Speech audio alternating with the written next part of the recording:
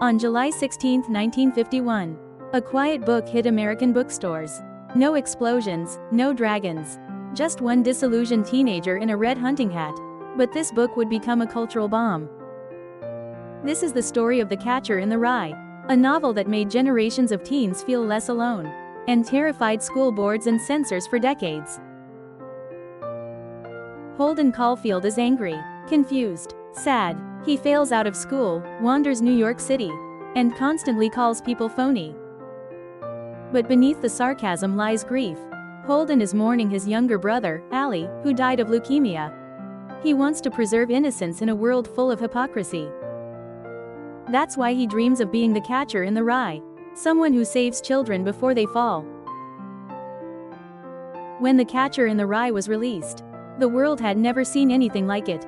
Teenagers finally saw someone like themselves. Flawed, confused, and angry. Holden didn't speak like a literary hero.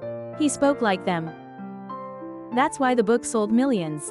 And that's why it's been translated into over 30 languages. Ironically, the very qualities that made the book relatable also made it controversial. Holden curses. He drinks. He sees through adults. So, schools banned it. Parents called it immoral. Between the 1960s and 1980s, it was one of the most banned books in America. And yet, it never stopped selling. Here's where the story takes a darker turn. Mark David Chapman, who murdered John Lennon, was holding a copy of the book.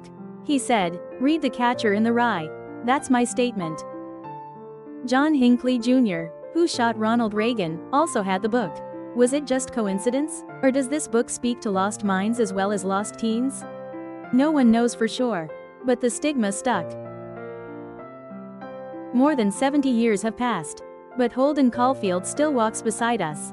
In every teen who feels fake smiles and shallow conversations. In every young person afraid of growing up. The Catcher in the Rye isn't just a story. It's a mirror. And sometimes, mirrors show us what we don't want to see.